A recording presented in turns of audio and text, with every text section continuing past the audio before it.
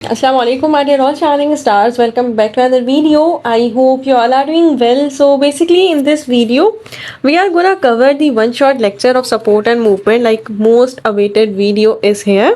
Support and movement most detail chapter है और इससे काफ़ी सारे एमसीक्यूज आते हैं. लाइक हाई यील्ड चैप्टर में सपोर्ट एंड मूवमेंट आता है. इसके अलावा इसमें कौन से कॉन्सेप्ट हैं जो बहुत अच्छे से आपको आने चाहिए. उसमें मसल कॉन्ट्रैक्शन आ जाती है. मसल कॉन्ट्रैक्शन बहुत बहुत बहुत इम्पॉर्टेंट है, आपको बहुत अच्छे से आना चाहिए. और क्रैमिंग भी बहुत ज़्यादा है. नंबर ऑफ़ बोन्स पता होने चाहिए, नंबर ऑफ़ जॉइंट्स पता होने चाहिए, उसकी एग्जांपल्स पता होने चाहिए, कार्टिलेज क्या है, बोन्स क्या है, ये सब आपको पता होना चाहिए. सो सपोर्ट एंड मूवमेंट, आखिर में ये सपोर्ट एंड मूवमेंट किस चीज़ से रिलेट करता है. ये रिलेट करता है स्केलेटन से, और स्केलेटन इंक्लूड्स करता है बोन्स एंड दी कार्टिलेज को. ये जो स्केलेटन है ये एक मेन सपोर्टिंग फ्रेमवर्क है बॉडी का, जिसको डिज़ाइन किया गया है for a more effective production of movements by of course by the attached muscles. तो बेसिकली इसमें एंडोस्केलेटन आ जाता है और एक्सोस्केलेटन आ जाता है. Human endoskeleton comprises of the bones and the cartilage, और ये विद द मसल्स एक मूवमेंट करता है. मूवमेंट एक चेंजिंग पोजीशन होती है एनिमल की, जबकि लोकोमोशन का मतलब होता है movement of an organism in search of food. Like अगर हम लोकोमोशन की बात करें तो लोकोमोशन ही करते हैं प्लांट्स. ऑफ कोर्स वो क्या कर रहे होते हैं, वो पॉजिटिव, अगर हम बात करें कि पॉजिटिव मूवमेंट होती है या नेगेटिव होती है, तो वो सनलाइट की तरफ ग्रोथ कर रहे होते हैं, तो वो होती है locomotion. Type of movement of an organism in search of food और other needs over a long और शॉर्ट डिस्टेंस, जबकि मूवमेंट है चेंजिंग पोजीशन. इसके अलावा हम बात करते हैं बोन्स क्या होती हैं. तो स्टडी ऑफ बोन्स को या कार्टिलेज को हम कहते हैं ऑस्टियोलॉजी. और बोन्स एक कनेक्टिव टिश्यू है. बेसिकली कनेक्टिव टिश्यू क्या होता है, वो टिश्यूज जो प्रोवाइड करते हैं सपोर्ट, जो सपोर्ट प्रोवाइड करता है, मोबिलिटी उसी की वजह से हो रही होती है.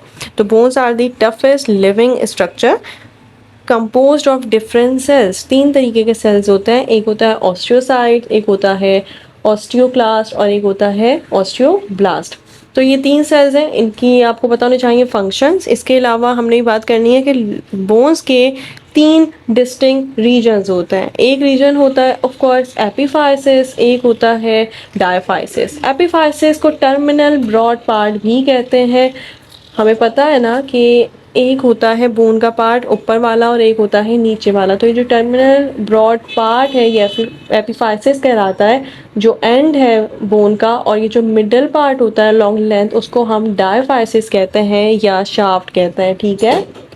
इसके अलावा शाफ्ट में ही येलो बोन मैरो भी होता है. इसके ऊपर एक कनेक्टिव टिश्यू होता है जिसको हम आउटर कवरिंग कहते हैं, वो होती है पेरिस्टियम, और इनर होती है एंडोस्टियम. इसके अलावा ये कंसिस्ट करता है 2 पार्ट्स पे. स्पंजी बोन होती हैं, कम्पैक्ट बोन होती हैं. स्पंजी बोन वही बोन है जिसमें मेडुलरी कैविटी होती है, जिसमें बोन मैरो होता है, जबकि कॉम्पैक्ट बोन एक टफ बोन का पार्ट है जो ऑफ कोर्स स्पंजी बोन के ऊपर होगा. इसके अलावा क्या चीज़ आपने याद रखनी है, ये याद रखनी है कि एपिफाइसिस फिल्ड होता है with the red bone marrow which produces 20% blood cells that form about 20% of the total masses of the skeleton. Bone cells हैं 3 तरीके के ना, 3 टाइप के हैं. Bone forming cell, bone destroying cell and bone के mature cell. तो bone forming cell होते हैं ऑस्टियोब्लास्ट, जो सिंथेसिस करते हैं, सिक्रीट करते हैं अनमिनरलाइज्ड ग्राउंड सब्सटेंसेस को. और जो ऑस्टियोसाइट्स होते हैं ये मेच्योर सेल्स होते हैं. ऑस्टियोब्लास्ट ना सराउंड करते हैं मैट्रिक्स को एंड देन बन जाते हैं मेच्योर सेल्स ऑस्टियोसाइट्स. और ऑस्टियोसाइट्स मेंटेन करते हैं हेल्दी बोन टिश्यूज को by secreting enzyme. Even also regulate calcium release from the bone tissues to blood. Osteoclast का ये मतलब होता है कि डिस्ट्रॉय करता है सेल्स को, एंड जब भी कैल्शियम की नीड होगी तो ऑस्टियोक्लास्ट आएंगे एंड देन डिस्ट्रॉय करके कैल्शियम को रिलीज कर देंगे, डीमिनरलाइजेशन करेंगे बेसिकली. इसके अलावा जो याद रखने वाली बात है वो आउटर कवरिंग में बता चुकी हूँ. इनर कवरिंग होती है एंडोस्टियम एंड देन आपने याद रखना है कि ऑस्टियोब्लास्ट होते हैं, ऑस्टियोसाइट्स होते हैं और ऑस्टियोक्लास्ट होते हैं, ये मैं बता चुकी, ठीक है। अब हम बात करते हैं अबाउट द कार्टिलेज। तो कार्टिलेज क्या है? कार्टिलेज एक डेंस लेयर है। अच्छा, अब हम बात करते हैं कार्टिलेज क्या है। कार्टिलेज एक सॉफ्ट फ्लेक्सिबल फॉर्म है कनेक्टिव टिश्यू की, जो सराउंड होती है by a layer called perichondrium. Like जो कवरिंग है ना dense layer of collagen fibres की, उसको हम कहते हैं पेरिकॉन्ड्रियम। और इसी कार्टिलेज में कुछ स्मॉल कैविटीज़ भी होती हैं जिनको हम लेक्यूने कहते हैं। मैट्रिक्स होता है, एक्स्ट्रा सेलुलर मैट्रिक्स होता है जिसमें ग्राउंड सब्सटेंसेस होता है। लाइक अगर हम बात करें पेप्टियोग्लाइकेंस की, ग्लाइकोप्रोटीन्स की और इलास्टिन की, इवन अगर हम बात करें फिब्रिल्स की, लाइक फिब्रोप्रोटीन्स होते हैं। तो ये जो सारे ग्राउंड सब्सटेंसेस हैं ये होते हैं मैट्रिक्स में। ऑफ कोर्स मैट्रिक्स क्या करता है? मैट्रिक्स प्रोवाइड करता है सपोर्ट, मोबाइलिटी। तो लिविंग सेल्स इनके कौन से होते हैं? लिविंग सेल्स होते हैं कॉन्ड्रियोसाइट सेल्स, ब्लड वेसल्स एब्सेंट होती हैं, कार्टिलेज ए वेस्क्यूलर होते हैं। और ये एमसीक्यूज लाइक बीसीक्यू के पॉइंट ऑफ व्यू से भी मोस्ट इम्पॉर्टेंट है। अब ये जो कार्टिलेज है ये 3 टाइप की होती है, हाइलाइन कार्टिलेज, फिब्रो कार्टिलेज और इलास्टिक कार्टिलेज। अच्छा, अब इससे एमसीक्यूज कैसे आते हैं? तो याद रखना है कि इससे एमसीक्यू ऐसे आते हैं कि आपसे पूछा जाता है कि हाइलाइन कार्टिलेज में एग्जाम्पल कौन कौन सी है। Like hyaline cartilage is present between the long bones. Long bones का जो एंड होता है ना, जो आर्टिकुलेटिंग सरफेस होता है, उसमें होता है hyaline cartilage. End of long bones trachea में होता है, लिरेनिक्स में होता है। जो नोज है ना, टिप है सॉफ्ट, इसमें होता है hyaline cartilage between ribs and sternum to.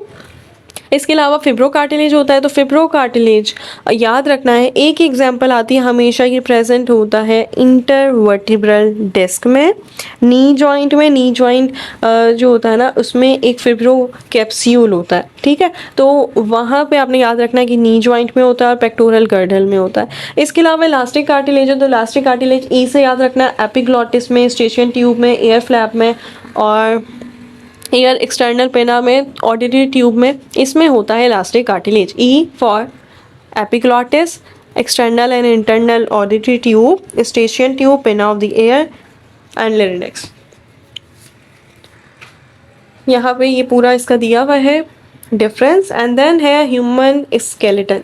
इसकी डिवीजन होती है, एक होता है एक्सियल स्केलेटन और एक होता है पेंडिकुलर स्केलेटन। एक्सियल स्केलेटन में अलोंग सेंट्रल एक्सिस आ जाता है, like skull, rib cage, vertebral column, ये पूरा सेंट्रल एक्सिस है, इसको हम कहते हैं एक्सियल स्केलेटन। जबकि पेंडिकुलर स्केलेटन में पेल्विक गर्डल, पेक्टोरल गर्डल आ जाता है। हमें पता है ना, पेक्टोरल गर्डल अपर लिम्ब है, पेल्विक गर्डल लोअर लिम्ब है, तो वो आता है अपेंडिकुलर स्केलेटन में। Central axis of the body और कंप्राइज करता है skull, vertebral column and thoracic cage, जो इंक्लूड करता है रिब्स एंड स्टर्नम को। इसकी टोटल 80 बोन्स हैं, 28 बोन्स इन दी स्कल, एक हॉइट बोन है, 26 बोन्स हैं वर्टिब्रल कॉलम में, 24 रिब्स हैं और 1 स्टर्नम है। 12 रिब्स होती हैं पेयर में, जबकि 24 होती हैं ऑफ कोर्स इंडिविजुअल। एंड इसके अलावा यहाँ पे 1 स्टर्नम कहा हुआ है। 1 स्टर्नम एक ब्रेस्ट बोन है, फ्लैट बोन होती है। एंड 1 हुइट बोन है। जो हुइट बोन होती है ना, ये स्मॉल सिंगल बोन है जो लाई करती है बेस ऑफ दी स्कल पे बिलो दी टंग, उसको हम कहते हैं हुइट बोन। और ये आर्टिकुलेट नहीं करती with any other bone of the head. इसके अलावा अगर आपको सारी बोन्स पता होंगी, वर्टिब्रल कॉलम की 26 बोन्स है एंड जो फ्यूजन से पहले होती हैं वो 33 होती हैं, देन फ्यूजन के बाद 26 हो जाती हैं। क्यों? क्योंकि फ्यूजन हो जाती है, कोकेक्स 4 होती हैं, उसकी फ्यूजन हो जाती है एक में। एंड देन सेक्रल होती है, तो सेक्रल 5 फ्यूज होके एक बोन बनाती है, सेक्रम। स्कल बोन्स में याद रखना है कि स्कल बोन्स होती हैं 22, लाइक उसमें क्रेनियल बोन्स आ जाती हैं, फेशियल बोन्स आ जाती हैं, हुइट बोन आ जाती है और एयर ऑसिकल आ जाता है। एयर ऑसिकल 6 बोन होती हैं, हुइट बोन एक ही बोन है, मैं बता चुकी हूँ। फेशियल बोन 14 होती हैं और क्रेनियल बोन जो क्रेनियम बनाती हैं, जो स्कल बॉक्स बनाती हैं, वो होती हैं 8 इन नंबर। अब उसमें पेयर और अनपेयर के बारे में पूछते हैं, लेकिन आई गेस आपकी बुक में पेयर और अनपेयर के बारे में नहीं बताया हुआ है कि कौन सी बोन पेयर होती है कौन सी नहीं होती, तो याद करने की ज़रूरत नहीं है।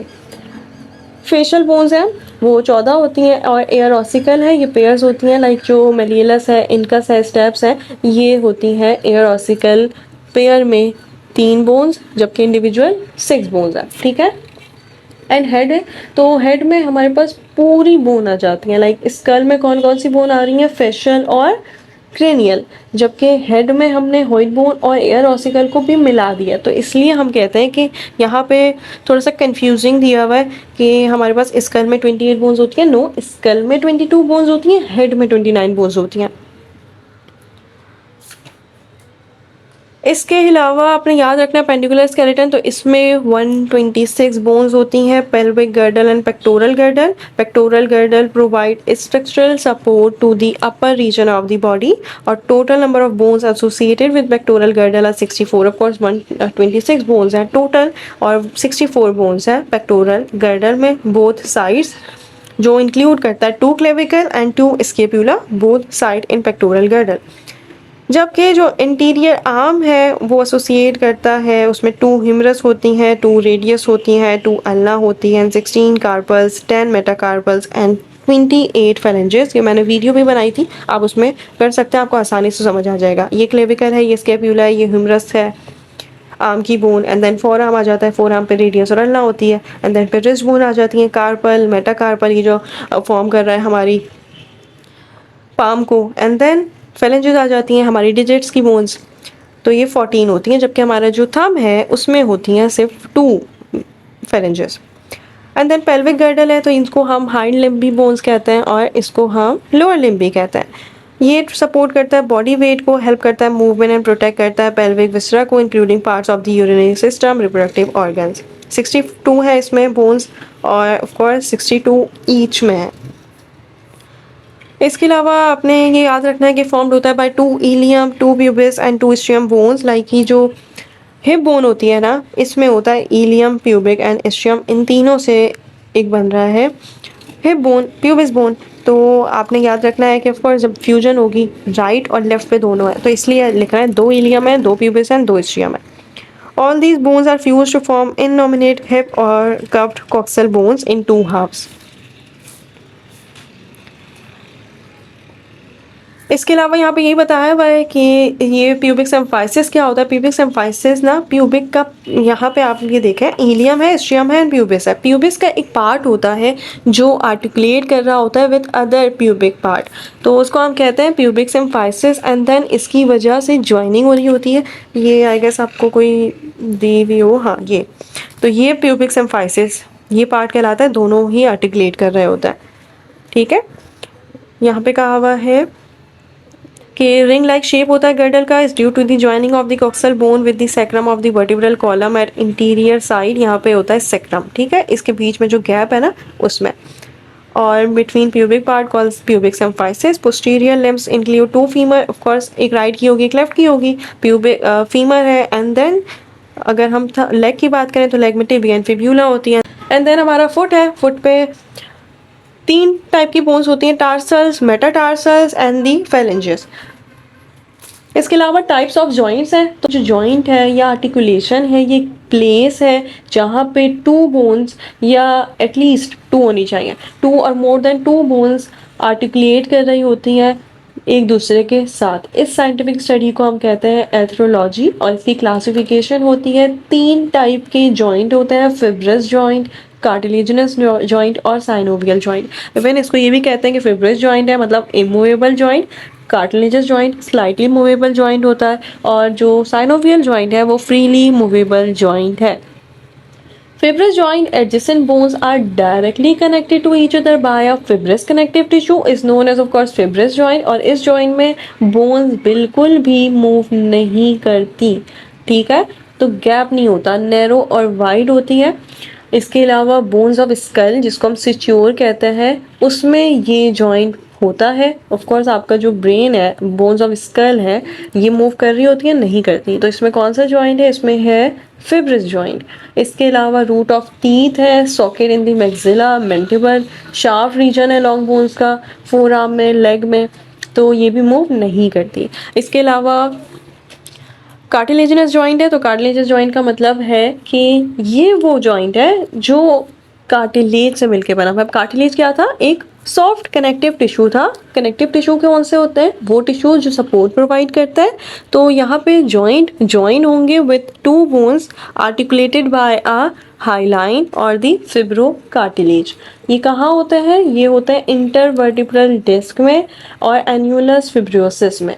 ये फिब्रो कार्टिलेज का पार्ट है। इसको हम कहते हैं कि सेंटर फिल्ड होता है बाय जेली लाइक सब्सटेंस, जिसको हम कहते हैं न्यूक्लियोलस पल्पोसिस। देन साइनोवियल जॉइंट, सबसे ज़्यादा यही पूछा जाता है। साइनोवियल जॉइंट का मतलब है कि ये फ्रीली मूवेबल जॉइंट है। इसमें एक जॉइंट कैप्सूल होता है, उसकी लाइनिंग होती है बाय सेल साइनोवियल मेम्ब्रेन से, एंड देन वो सिक्रीट करता है एक साइनोवियल फ्लूइड को जो लुब्रिकेशन प्रोवाइड करता है, फ्रिक्शन को कम करता है। तो इसकी ये प्रॉपर्टीज़ है, secrete synovial fluid to fill this cavity, और ये लुब्रिकेट करता है, नरिश करता है आर्टिकुलेटिंग कार्टिलेज को। इसकी डिफरेंट टाइप्स होती हैं, एक होता है हिंज जॉइंट, एक होता है बॉल एंड सॉकेट जॉइंट, एक होता है पिवट जॉइंट और एक होता है मल्टी स्टेज जॉइंट। अब हिंज जॉइंट क्या है? वो जॉइंट जो अलाउ कर रहा है movement in two direction only, like door like होता है ये। आपने नी और एल्बो को देखा है? नी और एल्बो क्या कर सकती हैं? सिर्फ अलाउ कर सकती हैं मूवमेंट को इन टू डायरेक्शन, या तो फ्लेक्शन होगी या फिर एक्सटेंशन होगी। तो इसको हम कहते हैं हिंज जॉइंट। इसके अलावा होता है बॉल एंड सॉकेट जॉइंट। तो वो जॉइंट जो अलाउ कर रहा है मूवमेंट को in more than two direction, उसको हम कहते हैं बॉल एंड सॉकेट जॉइंट। ये वो जॉइंट है जो अलाउ कर रहा है मूवमेंट को in more than two direction, like आपका शोल्डर जॉइंट है, जैसे आपका हिप जॉइंट है। तो ये बॉल एंड सॉकेट जॉइंट में आ जाता है। आप देख सकते हैं कि मोर देन टू डायरेक्शन हो रही होती है, आगे पीछे हम दाएं बाएं हर जगह देख सकते हैं। तो ये मोर देन टू डायरेक्शन, इसको हम बॉल एंड सॉकेट जॉइंट कहते हैं। और इसका मतलब होता है कि बॉल और एक सॉकेट है। लाइक अगर आप स्कैपुला की बात करें ना, तो ये रही बॉल एंड सॉकेट जॉइंट। अब ये स्कैपुला है और इसकी एक बॉल लाइक कैविटी होती है जिसको हम कहते हैं गैलेनॉइड कैविटी, एंड देन यहाँ पे आर्टिकुलेट कर रहा होता है ह्यूमरस का हेड, और वो बॉल लाइक होता है। दैट्स वाई इसको हम कहते हैं बॉल एंड सॉकेट जॉइंट। इसके अलावा हिप जॉइंट होता है। तो हिप जॉइंट में जो हिप बोन है,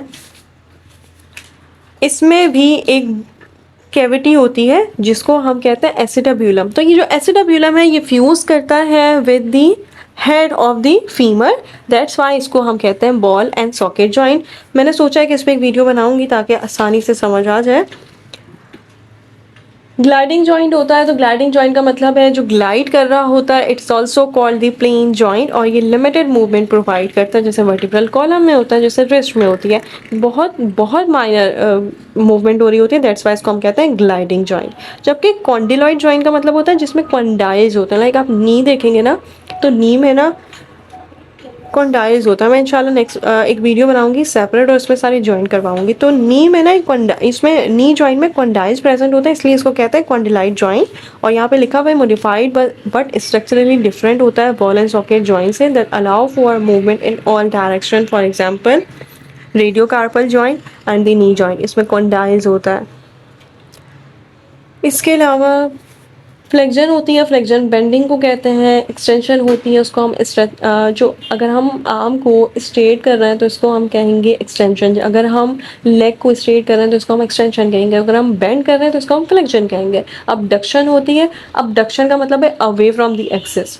रेफरेंस पॉइंट होता है ना, अवे फ्रॉम, उससे दूर ले जाएंगे। और अगर ऐड करेंगे बॉडी में टूवर्ड्स रेफरेंस पॉइंट, उसको हम कहेंगे अडक्शन। इसके अलावा आई गेस कोई भी जॉइंट नहीं दिया हुआ है। हाँ, पिवट जॉइंट दिया हुआ है। तो पिवट जॉइंट प्रेजेंट होता है proximal and distal radio ulnar joint में, जो अलाउ करता है ट्विस्टिंग मूवमेंट। ये याद रखना है, allow movement of rotation along the length wrist, जैसे रेडियो अल्नर जॉइंट होता है, तो उसको हम कहते हैं पिवट जॉइंट। डिसऑर्डर्स आपके एमडी-कैट सिलेबस में नहीं है, ना टाइप्स ऑफ बोन फ्रैक्चर है, तो हम ये नहीं करेंगे। अब आते हैं हम मसल्स पे। तो मसल्स क्या होते हैं? मसल एक ग्रुप और बंडल ऑफ टिश्यू है जो बॉडी में होता है, जो कॉन्ट्रैक्ट करता है, रिलैक्स करता है to produce movement in various part of the body, and इसी की वजह से लोकोमोशन होती है। ऑफ कोर्स स्केलेटन में क्या आ रहा है, कार्टिलेज और बोन्स, एंड देन वो अटैच होते हैं मसल से, एंड देन क्या होता है, मूवमेंट होती है। तो हम ये कहते हैं कि ग्रुप है बंडल ऑफ टिश्यूज का जो कॉन्ट्रैक्ट करता है, रिलैक्स करता है, देन इसी की वजह से मूवमेंट हो रही होती है various part of the body में। टाइप्स ऑफ मसल्स होते हैं कौन कौन से, स्केलेटन मसल्स होता है, कार्डिक मसल्स होते हैं, एंड देन एक और मसल होते हैं जिनका नाम होता है स्मूथ मसल्स। नेम से पता चल रहा है, स्केलेटन मसल्स वो मसल्स होंगे जो स्केलेटन में होंगे, कार्डिक मसल्स वो मसल्स होंगे जो हार्ट में होंगे, एंड स्मूथ मसल्स वो मसल्स होंगे जो आपके इंटरनल विसरा में होंगे, लाइक डाइजेस्टिव ट्रैक हो गया, ब्लड वेसल्स हो गई, जो हॉलो ऑर्गन्स है ना उसमें जो मसल्स होंगे वो होंगे स्मूथ मसल्स। अब इसकी कुछ प्रॉपर्टीज़ हैं वो मैं जल्दी बता रही हूँ। स्मूथ मसल्स स्ट्रिएशन शो नहीं करते, इसमें स्ट्रिप आपको लाइनिंग नजर नहीं आएगी या स्ट्रिप्टेड होता है, ठीक है। स्पिंडल इन शेप होते हैं, मल्टी न्यूक्लियर नहीं होते, इनमें यूनी न्यूक्लियस होता है, मतलब सिंगल न्यूक्लियस होता है, ठीक है। इसके अलावा सबसे ज़्यादा पूछा जाता है वो ये बात पूछी जाती है कि इसमें स्टेशंस होती हैं या नहीं, एंड देन एक और बात पूछी जाती है कि कंट्रोल ऑफ मूवमेंट क्या है, इनवॉलेंट्री या वॉलेंट्री है। वॉलेंट्री का मतलब होता है कि आप इसको कंट्रोल कर सकते हैं। स्केलेटन में अगर आप अपने हाथ को मूव कर रहे हैं तो इसका ये मतलब है कि ये मूवमेंट मेरे अंडर द कंट्रोल है, तो ये क्या हुआ, ये वॉलंटरी मूवमेंट है। जबकि डाइजेशन है, ब्लड वेसल्स हैं, इवन हॉलो ऑर्गन्स हैं, पैनक्रियाज, लिवर, सब कुछ, इसमें जो मूवमेंट हो रही है ये मेरे अंडर द कंट्रोल नहीं है, ठीक है। तो इसको हम कहते हैं इनवॉलेंट्री मूवमेंट, और स्मूथ मसल्स में इनवॉलेंट्री मूवमेंट ही होती है। ये विस्टरल ऑर्गन्स में होते हैं, like urinary bladder, respiratory tract, blood vessels, reproductive organs etcetera.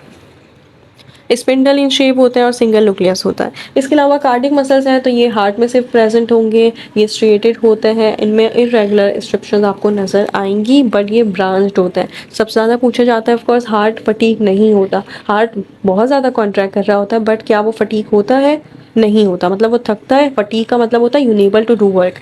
तो कार्डिक मसल्स फटीक नहीं होते क्योंकि ये ब्रांच होते हैं, सारे एक दूसरे के साथ मिलके काम कर रहे होते हैं, सिंगल न्यूक्लियस होता है और इनवॉलेंट्री होता है, हमारे इख्तियार में नहीं है, ठीक है।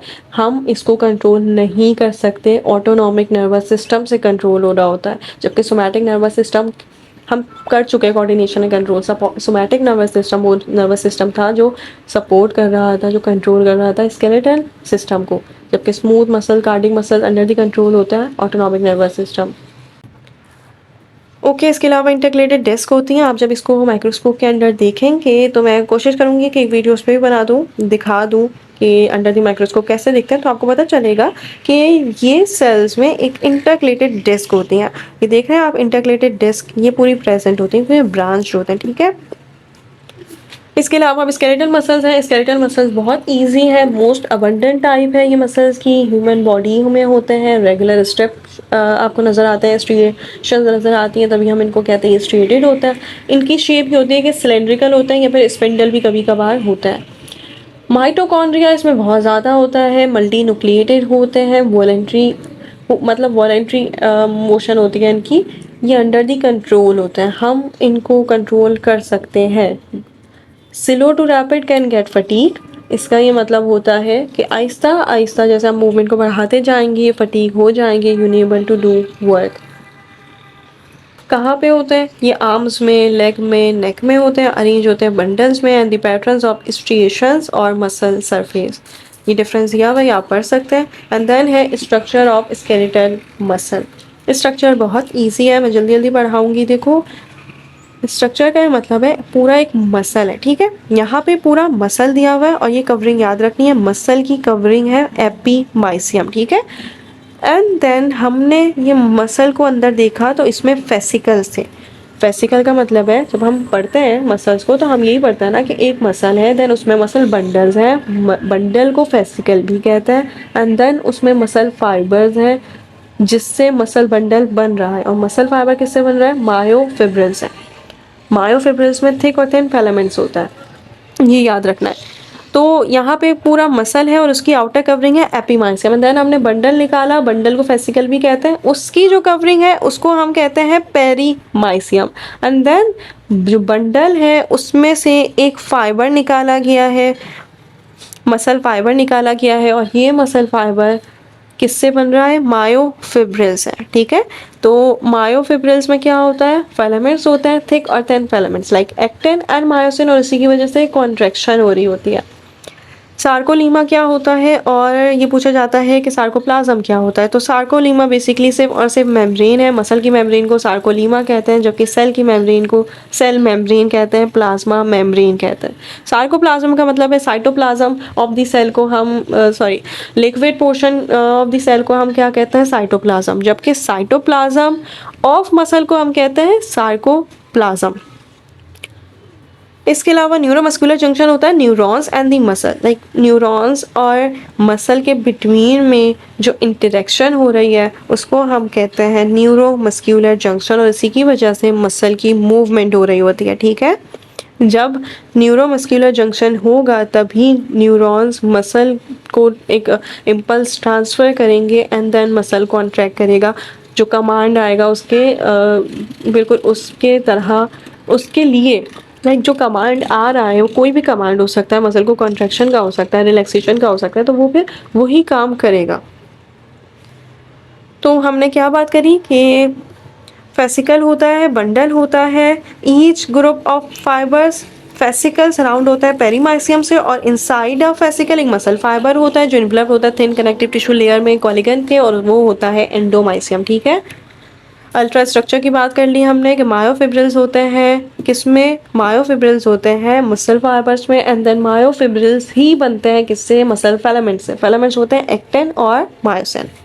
अच्छा, मोटर एंड प्लेट क्या है, सार्कोलीमा is extensively folded motor end plate. Motor end plate होती है junction between the neurons, motor neuron and the muscle, उसको हम मोटर एंड प्लेट कहते हैं। लाइक हमने जब साइनैप पढ़ा था तो हमने कहा था कि एक होती है पोस्ट साइनैप्टिक मेम्ब्रेन, एक होती है प्री साइनैप्टिक मेम्ब्रेन, उसके नीचे होती है post synaptic membrane, and then space होती है, जंक्शन होता है, उसको हम कहते हैं space between two membranes contain कुछ न्यूरोट्रांसमीटर्स होते हैं, और वो होता है साइनैप्टिक क्लेफ्ट।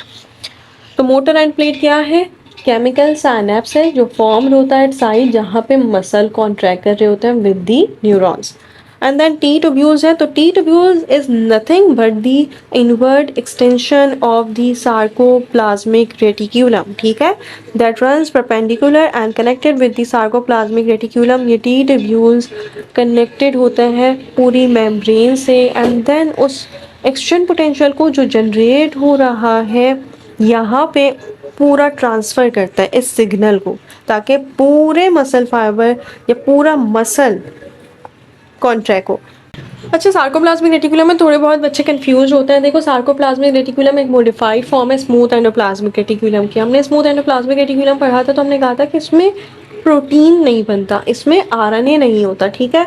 तो ये मॉडिफाइड फॉर्म है स्मूथ एंडोप्लाज्मिक रेटिकुलम की, और जैसे स्मूथ एंडोप्लाज्मिक रेटिकुलम कैल्शियम को स्टोर कर रहा था वैसे ही सार्कोप्लाज्मिक रेटिकुलम भी स्टोर करेगा कैल्शियम को, एंड देन प्रोवाइड करेगा कैल्शियम को जब मसल की कॉन्ट्रैक्शन होना होगी, ठीक है। इसके अलावा मायोफिब्रिल्स कंटेन करता है, जो मैं पहले बता चुकी हूँ, कुछ फिलामेंट्स होते हैं, मायोफिलामेंट्स, एक्टिन और मायोसिन। एक्टिन थिन फिलामेंट है जबकि मायोसिन थिक फिलामेंट होता है, और ये मसल की कॉन्ट्रैक्शन करवाता है। इसमें आपने ये सिर्फ याद रखना है कि मायोसिन थिक फिलामेंट है जबकि जो एक्टिन है वो थिन फिलामेंट है, और इसके 3 पार्ट्स होते हैं। ये पूछा जाता है 3 पार्ट कौन सा होता है, एक पार्ट होता है ट्रोपोनिन, एक होता है ट्रोपोमायोसिन, और एक होता है एफ एक्टिन स्ट्रैंड, और ये जी प्रोटीन ग्लोबुलर प्रोटीन से मिलके बनता है। ये स्ट्रैंड नहीं होगा तो इंटरेक्शन कैसे होगी, तो आपने याद रखना है। इसके अलावा ट्रोपोनिन और ट्रोपोमायोसिन क्या होते हैं। देखो, ट्रोपोनिन जो है ना वो 3 कॉम्प्लेक्स से मिलके बना हुआ होता है। लाइक उसका जो स्ट्रक्चर है ना वो ये है कि इसके पास 3 ग्लोबुलर प्रोटीन्स होता है। एक ट्रोपोनिन आई होता है, एक ट्रोपोनिन टी होता है, और एक ट्रोपोनिन सी होता है। ट्रोपोनिन सी बाइंड होगा with the calcium, troponin I bind होगा एक्टोमायोसिन से, एंड जो ट्रोपोनिन टी है ये बाइंड होगा ट्रोपोमायोसिन से। क्योंकि ट्रोपोमायोसिन क्या है, ट्रोपोमायोसिन एक कॉम्प्लेक्स प्रोटीन है जो एक्टिव साइट को, जो एडीपी है, एक्टिव साइट को कवर किया हुआ होता है, तभी तो मसल की कॉन्ट्रैक्शन नहीं होती। लेकिन क्या होगा, न्यूरोमस्कुलर जंक्शन आएगा, एक्शन पोटेंशियल जनरेट होगा, और जो कैल्शियम है वो रिलीज हो जाएगा। अब कैल्शियम रिलीज हो गया तो वो जाएगा और वो जाके कंबाइन होगा with the troponin C, and then troponin C के साथ कंबाइन होके, और जो ट्रोपोनिन टी है वो कंबाइन होगा with the tropomyosin and then उसको खींच लेगा, उसकी वजह से एक्टिव साइट अनकवर हो जाएंगे एंड देन फिर मसल की कॉन्ट्रैक्शन हो जाएगी, क्रॉस ब्रिज साइकिल जिसको हम कहते हैं कि मसल कॉन्ट्रैक्ट करना शुरू कर देता है। ये एक्टिन है, ये मायोसिन है, यहाँ पे इसके क्रॉस ब्रिजेस निकले हुए हैं, ये बॉडी है एंड देन मसल की कॉन्ट्रैक्शन हो जाती है, एक्टिन क्रॉस कर लेते हैं और उसकी वजह से शॉर्टनिंग हो जाती है किसकी, आई बैंड की या फिर किसकी, एज बैंड की, एज जोन को भी कहते हैं, एज जोन भी कहते हैं। तो ये हमने कहना है कि जो एक्टिन और मायोसिन फिलामेंट्स हैं ये डेवलप होते हैं ऑल्टरनेटली लाइट और डार्क बैंड। लाइट बैंड होता है आई बैंड, जिसको हम कहते हैं कि इसमें सिर्फ और सिर्फ एक्टिन होगा, एक्टिन और मायोसिन ना। तो डार्क बैंड वो है जिसमें एक्टिन भी है और मायोसिन भी है, मायोसिन थिक बैंड था। जबकि लाइट बैंड वो है आई बैंड जो सिर्फ और सिर्फ कंटेन करता है एक्टिन फिलामेंट को, थिन फिलामेंट को। इसके अलावा ये याद रखना है कि ये जो हमारे पास मायोसिन है ना, इसके बीच में एक लाइन होती है जिसको हम ये भी कह सकते हैं कि ये एक जोन है और ये लाइन होती है एच जोन, ठीक है, एच जोन या H line. And then H zone के बिटवीन जो एक डार्क लाइन होती है उसको हम कहते हैं एम लाइन। यहाँ पे आई गेस एम लाइन दिया हुआ होगा, यस, तो ये एम लाइन है। तो एच जोन क्या है, light area in the centre of A band, उसके अलावा एम लाइन क्या है, dark line in the centre of H zone. I band क्या है, लाइट बैंड जो कंटेन करता है ओनली एक्टिन फिलामेंट, जिसको हम आइसोट्रॉपिक भी कहते हैं क्योंकि वो पोलराइज्ड नहीं होता, ठीक है। जबकि ए बैंड एनाइसोट्रॉपिक होता है और डार्क बैंड कंटेन करता है actin and myosin both filaments where they overlap, यहाँ पे आप देख सकते हैं। और रीजन सार्कोमेयर क्या है, तो sarcomere is nothing just between the successive area, ये एरिया होता है between two successive Z line, उसको हम कहते हैं सार्कोमेयर। कॉन्ट्रैक्टिंग पार्ट ही ये सार्कोमेयर है। आप देख सकते हैं कि ये जो आई बैंड है दोनों के बिटवीन जो सक्सेसिव एरिया है, ये जो आई बैंड है इसके बिटवीन में जेड लाइन होती है ना, जेड लाइन एक डिस्क है, एक प्लेट है फिलामेंटस प्रोटीन की जहाँ पे एक्टिन फिलामेंट्स अटैच हुए होते हैं, ये देखो। तो हमने क्या बात करनी है, हमने बात करनी है कि successive area between two Z line are known as sarcomere, और ये कॉन्ट्रैक्टिंग पार्ट होता है, इसी की वजह से कॉन्ट्रैक्शन हो रही होती है। Portion of myofibril between two successive Z disc is called sarcomere. और रेस्टिंग में ये बिल्कुल नॉर्मल रहेगा, लेकिन जब कॉन्ट्रैक्शन होती है तो सार्कोमेयर शॉर्ट हो जाता है। अब क्रॉस ब्रिज साइकिल है और ये बहुत इजी है, लाइक इसमें आपने सिर्फ और सिर्फ ये पढ़ना है कि मसल की कॉन्ट्रैक्शन कैसे होती है। मसल की कॉन्ट्रैक्शन होती है स्लाइडिंग फिलामेंट थ्योरी की वजह से, स्लाइड कर रहे होते हैं एक्टिन और मायोसिन एक दूसरे के ऊपर, जिसकी वजह से जो एच जोन है वो भी शॉर्ट होता है, आई बैंड भी शॉर्ट होता है और सार्कोमेयर भी शॉर्ट होता है, और ये मसल की कॉन्ट्रैक्शन कहलाती है। लाइक वो एक दूसरे के ऊपर स्लाइड कर रहा है, क्रॉस ब्रिजेस हो रही है। लाइक क्रॉस ब्रिज कौन से होते हैं, एक्टिन मायो, ये देखो मायोसिन के पास ये पूरी बॉडी है और ये क्रॉस ब्रिज है और ये इंटरेक्ट कर रहे होते हैं विद दी एक्टिन, तो इसको हम कहते हैं क्रॉस ब्रिज साइकिल, और उसकी वजह से इंटरेक्शन होती है और मसल की कॉन्ट्रैक्शन होती है, स्लाइड कर रहे होते हैं एक्टिन और मायोसिन एक दूसरे के ऊपर। तो ये कैसे होती है, एक एसिटाइल कोलिन न्यूरोट्रांसमीटर होता है जो रिलीज होता है from the motor neuron, and then उसी की वजह से ये जो प्रोटीन गेटवे है टी ट्यूब्यूल्स में ये ओपन हो जाता है, सार्कोप्लाज्मिक रेटिकुलम तक इम्पल्सेस पहुंचती हैं and then sarcoplasmic reticulum calcium को रिलीज करवा देता है। कैल्शियम रिलीज होगा तभी मसल की कॉन्ट्रैक्शन होगी। तो एसिटाइल कोलिन की वजह से सार्कोप्लाज्मिक रेटिकुलम ने कैल्शियम को रिलीज कर दिया और वो गया और वो इंटरेक्ट कर रहा है या बाइंड कर रहा है with the troponin C. Troponin C से बाइंड करेगा। ऑफ कोर्स ट्रोपोनिन क्या था, ट्रोपोनिन एक कॉम्प्लेक्स प्रोटीन था या ग्लोबुलर प्रोटीन पार्ट था किसका, एक्टिन का। तो यहाँ पे हम ये कहते हैं कि ये बाइंडिंग डीपोलराइज करती है ट्रोपोमायोसिन को एंड देन ट्रोपोमायोसिन इंटरेक्ट करता है with the troponin T, troponin T, troponin I, troponin C, हमने ये 3 पार्ट पढ़े थे। तो ट्रोपोनिन मायोसिन के साथ कौन इंटरेक्ट कर रहा है? ट्रोपोनिन टी, एंड देन उसकी वजह से जो ट्रोपोनिन टी है वो जिस पार्ट को कवर किया हुआ है ना, जो एक्टिव पार्ट है जिसकी वजह से मसल की कॉन्ट्रैक्शन होगी, वो अनकवर हो जाता है। ट्रोपोनिन टी के साथ उसने बाइंडिंग करी एंड देन जो कवरिंग पार्ट था या जो एक्टिव पार्ट था वो अनकवर हो गया एंड देन फिर मसल की कॉन्ट्रैक्शन हो गई। बस आपने यही करना है। यहाँ पे एक फिर myosin head to extend and attach to the binding site of an actin, and both actin और myosin filaments are cross linked to form a cross bridge. इस सेक्शन को हम कहते हैं पावर स्ट्रोक और ये ट्रिगर होता है allow myosin to pull the actin filament towards the M line. Relaxation भी होगी जब मसल कॉन्ट्रैक्ट कर रहा है, तो एक वक्त आएगा जब वो रिलैक्स भी होगा, और अगर वो रिलैक्स नहीं होगा देन वो फटीक हो जाएगा। तो आगे हमने वो भी पढ़ना है। रिलैक्सेशन होती है कि एक एंजाइम होता है एसिटाइलकोलिन एस्ट्रेस, एसिटाइलकोलिन रिलीज हुआ था तो मसल की कॉन्ट्रैक्शन हुई थी, तो इसी को ख़त्म करवाना होगा। इसकी जो रिलीजेशन है उसको हम क्या करवाएंगे? ख़त्म करवाएंगे। तो एक एंजाइम है एसिटाइलकोलिन एस्ट्रेस और ये रिलीज होता है from the motor end plate, और क्या करता है ये?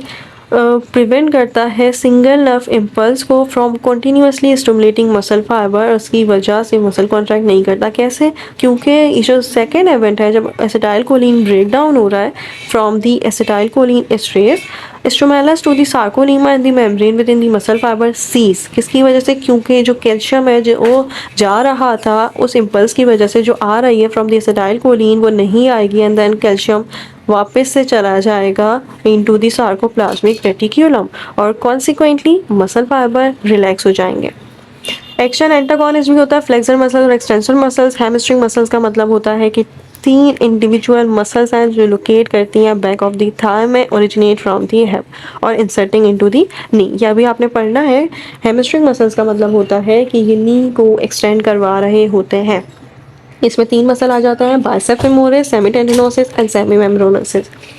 ये 3 मसल सर्व करते हैं as a variety of function and include bending the knee joint, extending और रोटेटिंग द हिप जॉइंट। ठीक है, ये आपने याद रखना है। ये एमबीबीएस में आपने डिटेल में पढ़ना है, बट यहाँ पे सिर्फ आपने याद रखना है कि हैमस्ट्रिंग मसल्स मेड होते हैं 3 इंडिविजुअल मसल से। मैं इंशाल्लाह एक वीडियो बनाऊंगी, अब मुझे याद आ गया, मैं इस पर भी एक वीडियो बनाऊंगी और आपको समझा दूंगी कि हैमस्ट्रिंग मसल्स होते क्या हैं, दिखा दूंगी बेसिकली। फ्लेक्सर मसल्स और एक्सटेंसर मसल्स, मैंने कहा फ्लेक्सर मसल्स होते हैं जो बेंडिंग करवाते हैं और एक्सटेंसर मसल्स होते हैं जो स्ट्रेट करवाते हैं लेग को, आर्म को, फोर आर्म को, सॉरी। और क्वाड्रिसेप मसल्स 4 डिफरेंट मसल्स होते हैं। ये interior region of the thigh के मसल्स हैं और ये हिप फ्लेक्सर होते हैं और नी एक्सटेंसर होता है। हिप को फ्लेक्स करवाएंगे, बेंड करवाएंगे और नी को एक्सटेंड करवाएंगे, तो ये फॉर्म करता है main bulk of the thigh और इसको हम कहते हैं लाइक क्वाड्रिसेप। क्यों कह रहे हैं? इसके पास 4 डिफरेंट मसल्स हैं, 4 हेड हैं। और कौन कौन से मसल्स होते हैं बता देती हूँ नेम ताकि याद रहे। वो होते हैं rectus femoris, vastus medialis, vastus lateralis and vastus intermedius. ये 4 मसल्स होते हैं जो बनाते हैं क्वाड्रिसेप मसल्स को। एंड देन इसका काम क्या है? ये काम करवा रहा है हिप की फ्लेक्शन और ये करवा रहा है नी की एक्सटेंशन। एक्सटेंशन का मतलब है स्ट्रेटनिंग और नी का फ्लेक्सर का मतलब है bending. Kicking, jumping, cycling, running जिसकी वजह से हो रही होती है वो हो रही होती है क्वाड्रिसेप मसल्स की वजह से, और वो होते हैं 4 डिफरेंट मसल्स। मसल फटीग का मतलब होता है ability of muscle to not respond to a stimulus. कभी भी मसल स्टिमुलस आ रहा है रिस्पॉन्ड नहीं करेगा। Ability of muscle to do no work, इसको हम कहते हैं मसल फटीग। और इसकी वजह क्या होती है? इसकी वजह ये होती है कि लैक्टिक एसिड की प्रोडक्शन हो जाती है मसल्स में। लैक्टिक एसिड एक टॉक्सिक सब्सटेंस होता है जिसकी वजह से एटीपी जनरेट नहीं हो पाती है मसल की कॉन्ट्रैक्शन के लिए, तो एटीपी चाहिए आपको। तो एक और कॉजेज क्या हुआ? ग्लाइकोजन की डिप्लीशन हो गई है। जब ग्लूकोज नहीं मिलेगा, ग्लूकोज स्टोर किस फॉर्म में होता है? ग्लाइकोजन में। जब ग्लूकोज नहीं मिलेगा तो क्या एनर्जी मिल पाएगी? तो कॉजेज ये होता है कि प्रोलॉन्ग स्ट्रॉन्गर कॉन्ट्रैक्शन हो रही है जिसकी वजह से लैक्टिक एसिड की एक्युमुलेशन हो गई है, ग्लाइकोजन डिप्लीशन हो चुकी है, ब्लड फ्लो कम हो चुका है, एटीपी की शॉर्टेज हो चुकी है, या फिर न्यूरोट्रांसमीटर ट्रांसमिशन में कोई डिक्रीज हो चुका है ताकि एसिटाइलकोलिन रिलीज ना हो, मसल के पास कैल्शियम ना आ सके, अंदर मसल कॉन्ट्रैक्ट ना हो सके, तो ये मसल फटीग होता है और ये रेस्ट से ठीक हो जाता है। इसमें लंबी लंबी सांस लेनी पड़ती है जिसकी वजह से बॉडी में ऑक्सीजन पहुंचती है, देन लैक्टिक एसिड की डिप्लीशन होना शुरू हो जाती है। लैक्टिक एसिड जैसे ही ख़त्म होंगे वैसे ही फटीग भी ख़त्म हो जाएगा। एंड देन क्रैम्प है, ये एक पेनफुल स्टिफनेस होती है मसल में due to a sudden involuntary contraction. और इसमें हम ये कहते हैं कि कॉजेज़ क्या होता है, तो कॉजेज़ होता है like over use of muscles, कोई ज़्यादा एक्सरसाइज कर लिया किसी बंदे ने, कोई इंजरी हो गई है, ये डिहाइड्रेशन है, इवन अगर कैल्शियम पोटेशियम का लेवल कम हो गया तो उसकी वजह से टेटनी हो सकती है। टेटनी क्या होती है, टेटनी मसल की इनवॉलेंट्री कॉन्ट्रैक्शन होती है, इसमें स्पैज़म हो जाता है, कन्वर्जन इनवॉलेंट्री मसल कॉन्ट्रैक्शन। तो ये क्रैम्प है एक लाइक टाइटनिंग हो जाती है मसल की जब भी वो फ्लेक्स करते हैं अपने मसल को, well it is actually relaxed. So ये कैसे ठीक हो सकती है, ऐसे ठीक हो सकती है कि आप अप्लाई करें आइस को when the muscle is sore, getting more fluid if dehydrated। And then इसके अलावा एक टेटनस होता है, तो टेटनस होता है बाय बैक्टीरिया, कोलेस्ट्रेडियम एक बैक्टीरिया होता है इसकी वजह से टेटनस कॉज होता है। एंड देन उसमें इनवॉल्व लाइक ना मसल रिलैक्स नहीं हो पाता, मसल की कॉन्ट्रैक्शन होती रहती है। आप पिक्चर सर्च करिएगा, मसल की इनवॉलेंट्री कॉन्ट्रैक्शन होती है उसमें भी, लेकिन वो कॉज होता है बाय दी बैक्टीरिया। तभी हम कहते हैं कि टेटनस और टेटनी अलग है। ये भी एमसीक्यू पूछ सकते हैं, टेटनी है मसल की इनवॉलेंट्री कॉन्ट्रैक्शन बट हाइपोकैल्सीमिया की वजह से हो रही है, कैल्शियम का लेवल कम हो गया, मिनरल्स कम हो गए, डिहाइड्रेशन हो गई। जबकि जो टेटनस है जिसमें आपने सुना होगा टेटनस के इंजेक्शन लगवा लो, तो वो होती है बाय बैक्टीरिया, और वो बैक्टीरिया होता है मड में, सैंड में, और रोड एक्सीडेंट में ज़्यादातर वो बैक्टीरिया ट्रांसमिट हो रहा होता है, किसी भी एक वॉन्ड से ट्रांसमिट हो गया बॉडी में, देन उसने मसल की इनवॉलेंट्री कॉन्ट्रैक्शन करवा दी। तो ये एक सिवियर फॉर्म होती है इनवॉलेंट्री मसल कॉन्ट्रैक्शन की।